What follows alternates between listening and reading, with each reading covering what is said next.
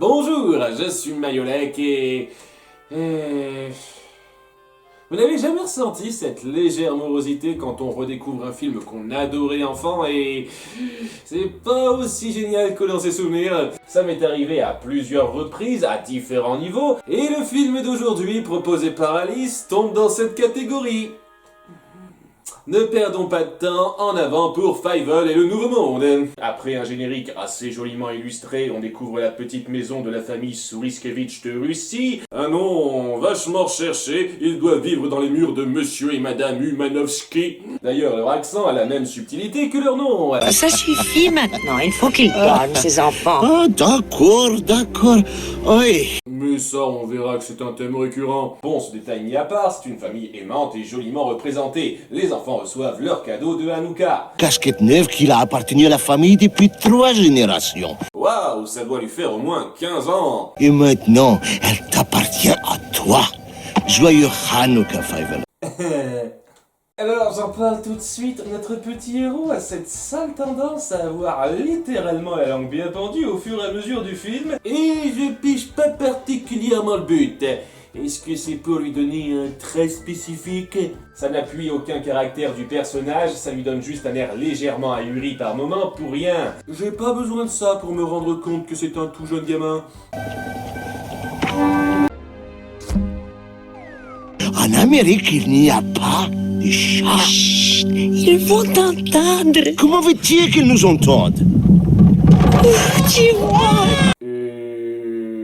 Ok, on vit dans un monde où les chats ont des capacités extrasensorielles qui les interpellent dès lors que quelqu'un prononce le mot chat. Ça, où le film adore les hasards ironiques vu que c'est pas la seule fois que ça arrive. Bref, le coin est attaqué par des chats cosaques.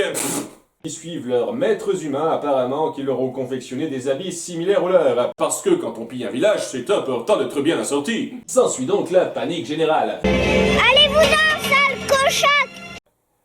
Vous avez vraiment fait ce jeu de mots.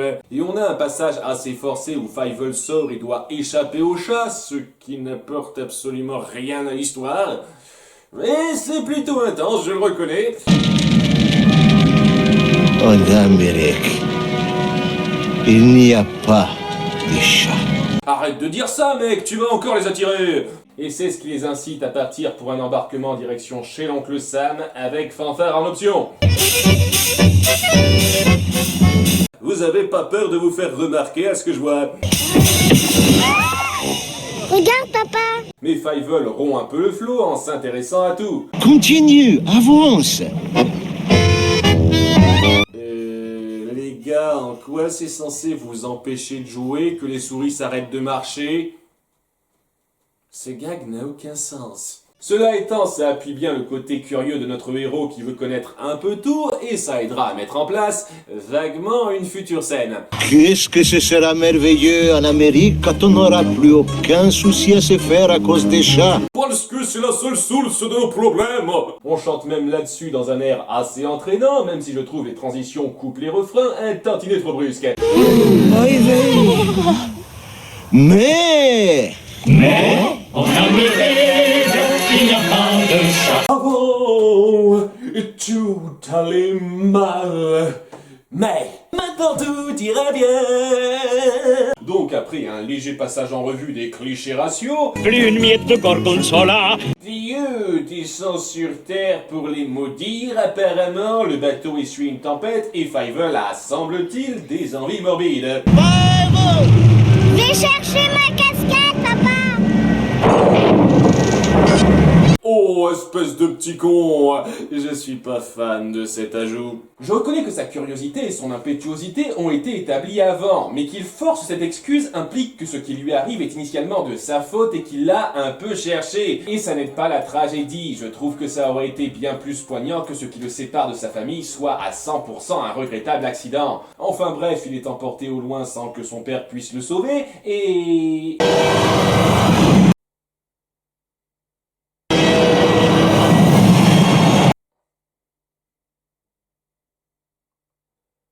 Dieu les a réellement maudits en fait. Et plus tard, alors que le reste de la famille réduite passe la douane... Famille Souriskevitch. Sérieusement, c'est ça votre vrai nom? Fievel échoue un peu plus loin et est accueilli par le cliché racial numéro 4. Baptiste 10. Oh, Fallait bien qu'il arrive celui-là. nous sommes sur une petite île à l'entrée du port où moi, Henri le pigeon, je construis my statue of liberty. La statue de la liberté est construite par un pigeon français. C'est une référence à Gustave Eiffel. Je précise que la statue a d'abord été construite en France, puis transportée aux USA. Donc votre petite référence n'est pas très recherchée. Et puis comment ça s'organise entre toi et les humains concrètement? Est-ce que t'as une équipe de pigeons salariés qui sont en contrat avec la mairie? Il lui gazouille une chanson pour lui remonter le moral, tandis que sa casquette réapparaît par magie entre deux plans. Et elle a pas échoué avec lui, je précise. Le message de la chanson est très basique, mais j'avoue que l'air est sympathique. Quand une larme vient mouiller ta joue, que du grand respire un bon coup. Jamais dire jamais. Jamais mon ami, à toi, Jamais dire jamais. c'est vrai. Et alors, tout peut arriver. Jamais prendre de cours de chant. Ha ha. Je peux pas l'éponger. Est-ce que c'est censé représenter une poitrine, ça? Et tout d'un coup, la casquette réapparaît et leur chapeau change de place. La magie de l'Amérique. Alors qu'il part à la recherche de sa famille, on fait la rencontre du méchant truand de l'histoire, Boniface de Rat. Oui, c'est comme ça qu'il s'appelle. Il y a des milliers de cancres là qui donneraient leur pied gauche pour serrer les bottes de Boniface de Rat. Oh, bah parfait, licenciez-moi. Si je me réincarne en grillon, je me trouverai peut-être un meilleur propriétaire. Et le parallèle est plutôt de mise, vu que ce machin ne sert à rien. Il a 2-3 apparitions histoire d'eux, mais c'est tout. On dirait vraiment qu'il voulait créer un anti-Jiminy Cricket à la va-vite avec ce personnage. Et son propriétaire ne vole pas beaucoup plus haut, mais j'y reviendrai. Fievel, en arrivant dans le coin, tombe directement sur lui et il lui fait croire qu'il sait où se trouve ce qu'il cherche pour l'exploiter. Fais-moi confiance, fais-moi confiance. Aïe, dililidi, un copion Pinocchio. Et Chola, après toi, beau gars.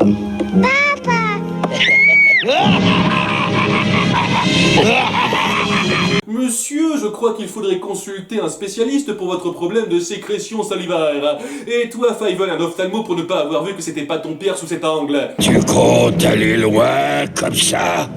Tu es à moi! Allez au travail! Et toi? Mon Dieu, ça a l'air d'être une situation atroce et difficile à surmonter. Comment notre héros va-t-il? Il s'échappe tous une minute plus tard.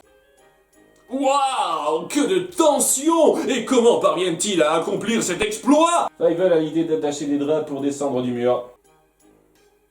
Personne n'a pensé à faire ça avant. Vous avez quoi, 2 de QI? Vous méritez votre sort, les gars. Il erre ensuite dans les rues dans une séquence touchante où il découvre l'aspect parfois impitoyable de cet endroit, jusqu'à ce qu'il perde sa casquette en tombant, pour la avoir sur la tête le plan suivant. Ça sent le compteur, ça.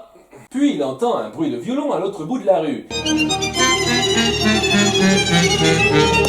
Soit à l'ouïe très fine, soit quelqu'un devrait vraiment baisser le volume de sa radio. Il pense que c'est son père, mais ce n'est qu'une déception de plus, alors qu'il repère sa casquette pour la ravoir en main par magie le plan suivant. Puis il retombe sur Tony, une souris qui s'était libérée avec lui plus tôt. Ça fait 1 heure que je te cherche partout. Tout ça s'est passé en seulement 1 heure? Je sais ce qu'il faut faire. Il faut que tu joues du violon. Peut-être qu'il t'entendra. Joue la chanson de Fievel. Là où il est, il n'y a aucune chance. Waouh! Vous nous martelez l'ironie de cette mise en scène avec encore plus de puissance que le marteau de Thor. Papa, peut-être que Fievel est juste à côté et on n'a qu'à tourner la tête pour le voir. Ne dis pas n'importe quoi. Et on a d'autres moments grossiers comme ça où ils sont au même endroit sans se voir. C'est plus risible que dramatique. Bref, nos 2 poteaux croisent une jolie souris militante anti-chat et le courant passe très vite entre elle et Tony. Toi belle. Toi beau. Oui, Disney aura toujours surclassé Don Bluth à ce niveau-là. Donc, après ce petit moment de... les chats attaquent. Parce qu'on a prononcé le mot chat. Voyez, ils font un petit saccage rapide pour se marrer et... Alors, monsieur, il n'y a pas de quoi en Amérique? Des chats. Vous prenez plutôt bien le fait que votre vision du rêve américain vient de se briser là. Machine décide d'amener Fievel à la coalition des accents bourges clichés pour qu'il l'aide. Ça vous dirait une petite larme de ce nectar? Ça devient de pur en pur. Ces gens sont entrés de massacrer tout le monde. C'est extraordinaire. Vous saviez que ce film était sorti la même année que Basile Détective Privé? DreamWorks n'a rien inventé en termes de compétition directe avec Disney.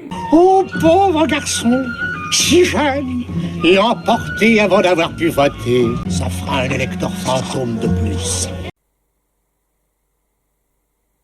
J'admire un peu le fait que vous ayez ponctuellement des éléments aussi crus dans un film au ton majoritairement très enfantin. Il faut organiser un bidding. Un bidding? Un bidding. Une grande réunion de souris pour défendre une cause. Oh, un meeting! C'est bien ce que j'ai dit. Un bidding. Ha ha ha! Alors un accent! Pour l'instant, Fievel se voit accorder le gîte et le couvert et durant la nuit, il... Très loin, là-bas, sous la lune d'opale, quelqu'un se sent triste. Parce que je chante comme un pied. Ok, peut-être que c'est mieux en VO. Beneath the pale moonlight. Non, pas tant que ça. C'est un véritable gâchis car cette chanson est très bonne en soi. Les paroles sont jolies et l'air est très doux et mélodieux. Je sais que tu vas t'endormir sous le même ciel que moi.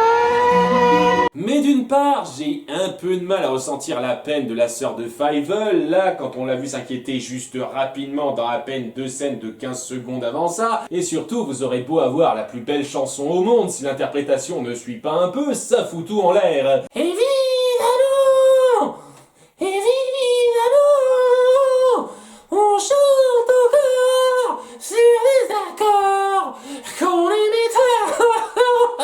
Est-ce que tu comptes devenir l'acolyte de Tarzan à un moment donné, Fievel? Le lendemain, le grand pitching a lieu pour débattre du problème des chats. De quoi avez-vous peur? Sommes-nous des hommes ou des souris? Des souris! Parce que les hommes sont censés avoir peur des chats maintenant? Mais personne n'a réellement d'angle d'attaque, à l'exception de... Moi, j'ai une idée. Oui? Mais bien entendu qu'on va confier nos vies à un gamin qui a pondu un plan en 10 secondes. C'est lui le héros, oui ou merde?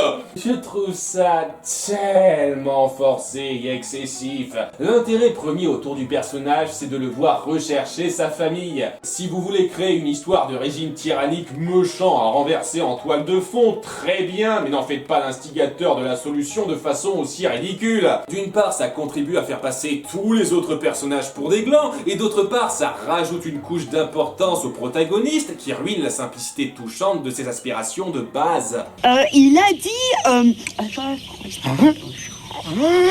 Gardons la surprise pour les spectateurs! Donc, pendant que les souris se mettent en chantier en suivant les saintes paroles de Fievel le prophète, ce dernier s'égare dans les égouts parce qu'il croit à nouveau entendre le violon de son père. Apparemment, la première leçon lui a pas suffi. La casquette qu'il a laissée au sol réapparaît dans son dos sans qu'il la ramasse. Et c'est lorsqu'il s'approche que le musicien se met à mal jouer.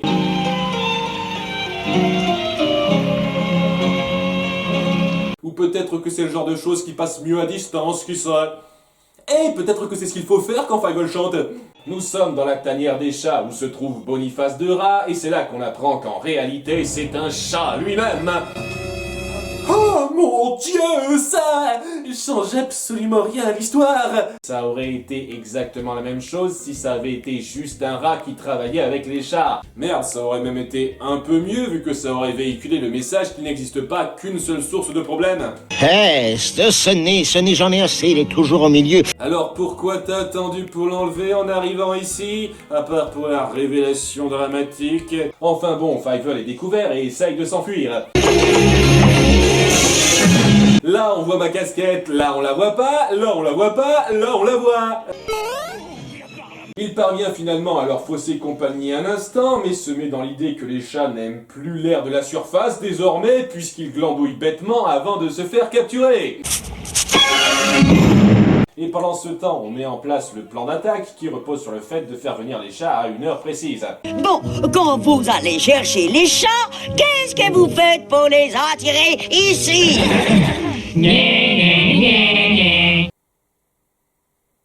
C'était un détail primordial à clarifier. Fievel, quant à lui, n'a pas été mangé parce que ça aurait trop de sens sinon, et il est gardé par l'idiot de la bande. Tu as perdu ta famille.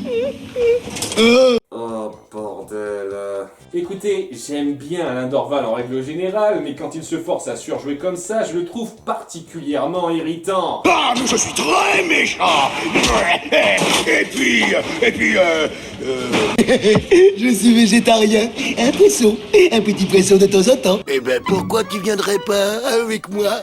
Je connais un endroit où tu pourrais rencontrer de nombreux amis. Merci de m'avoir rappelé ça. Je reconnais au moins à ce personnage d'illustrer un peu que tout n'est pas tout noir dans un groupe, mais son infantilisme est limite abrutissant. Je vous la fais courte, ils deviennent potes de façon forcée, ils poussent la chansonnette et c'est gâché dès que Fievel l'ouvre. Si les puces montent à l'assaut, je te gratterai le dos. Jamais 203. Et il lui permet de s'échapper alors que sa casquette qu'il n'avait pas sur lui durant 3 minutes réapparaît instantanément entre deux plans. Oh, non! Il s'échappe par animation recyclée et attire les chats à l'endroit convenu 10 minutes plus tôt que prévu. C'est leur chef. Ne faites pas attention à ce petit morpion. Vous allez me lancer tout votre argent ainsi que l'affreux Jojo. Et j'interviendrai personnellement auprès de ces chats pour qu'ils vous laissent tranquille. Ah, alors c'était ça ta combine. Pardon, j'avais un peu de mal à te cerner vu qu'on n'a jamais réellement montré ni expliqué ce que tu manigançais exactement depuis le début. Tu m'excuseras de ne pas en avoir grand chose à foutre de toi alors que tu aurais tout aussi bien pu ne pas exister, ça aurait été la même. C'est là que le grand plan se lance et il consiste à lancer une machine géante sur eux. D'accord, c'est simple mais ça a de la gueule. Cette souris géante en impose et offre un très grand moment d'action et de suspense. Cela étant, je suis assez perplexe sur la logique de la finalité du plan. En forçant les chats à boire la tasse, ils se retrouvent emportés par l'ancre d'un bateau en partance pour Hong Kong. Qu'est-ce qui vous fait dire qu'ils allaient forcément s'accrocher à cette ancre? Merde, qu'est-ce qui vous fait dire qu'ils n'allaient pas en sauter avant le départ du bateau? Ils ont tout le temps de regagner la terre, là! Et ne me dites pas qu'ils ont peur de l'eau ou de la machine des souris, ils sont déjà trempés et la machine est submergée. Ne vous inquiétez pas, messieurs, ne vous inquiétez pas. Les souris, c'est pas ce qui manque à Hong Kong. Ouais! On a juste déplacé le problème! Mais Fievel est porté disparu et ses nouveaux amis l'interpellent par son surnom. Et alors, c'est quelqu'un qu'on appelle un certain Phil Souriskevitz. Il s'appelle Phil. Ah, tu vois? Et Fievel. Fievel. Non. New York, il est plein de Fievel Souriskevitz. Il y en a peut-être des centaines. Ok, pourquoi t'es dans le déni à ce point, vieux? T'avais envie que Fievel crève? Ça peut très bien être un autre Fievel. Non, papa. Regarde. Putain, ça a vraiment l'air de vous réjouir d'apprendre que votre fils est peut-être encore en vie. Notre héros, quant à lui, tombe sur 3 souris des rues, dont Théodore des Chipmunks qui a un peu morflé. Pourquoi tu les cherches? C'est plutôt eux qui devraient te chercher. Ça leur est égal, ils t'ont oublié.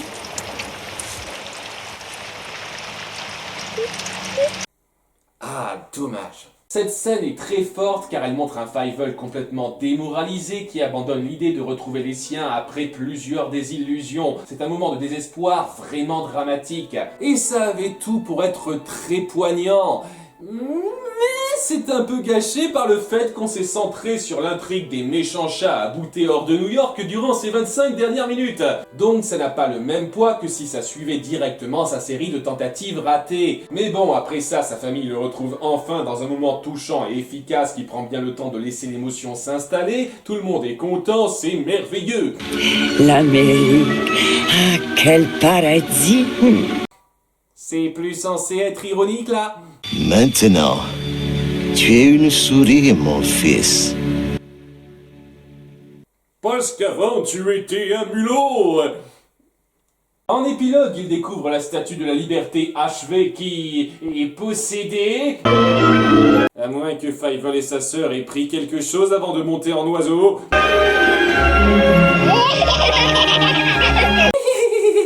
Je sais pas ce que ce dealer nous a donné, mais c'était de la bonne. Qu'est-ce que c'est ça là-bas? Oh, c'est l'Amérique qui continue. On va voir comment c'est. Tu iras. Tu auras droit à 3 suites pour le faire. C'est pas autant que Petit Pied, mais bon. Fievel et le Nouveau Monde est un film aux 2 thèmes très forts, à savoir celui du rêve américain et de l'enfant perdu. Et il sait les illustrer avec beaucoup de puissance par moments, ne serait-ce que par la violence qui est parfaitement retranscrite via de grandes scènes d'action et de suspense. Mais le propos du film manque beaucoup de subtilité. Avec des développements souvent bien trop rapides, pas mal de simplisme, une grossièreté fréquente dans la mise en scène, c'est simple, on en fourre beaucoup trop pour la durée du film. Ce sont des problèmes qui ne se perçoivent pas trop quand on est enfant, mais pour ceux qui n'auraient toujours pas compris à ce stade, je juge un film en tant qu'adulte. Enfant, j'ai trouvé ce film génial, mais adulte, je ne peux pas m'empêcher de noter les lourdeurs constantes de réalisation qui entachent l'œuvre, ne serait-ce que la qualité de doublage qui est passable au mieux et... au pire. C'est pour ça qu'à mes yeux, maintenant, ce film ne dépasse pas le stade du pas mal. C'est toujours mieux qu'Anastasia. C'était Mayolek, toujours partant pour défoncer vos films de Don Bluth préférés. Qu'est-ce qu'un duo? Un duo. Une paire de solitaires va pour être partenaire. Évidemment, on rit encore pour des bêtises comme des enfants, mais pas comme avant.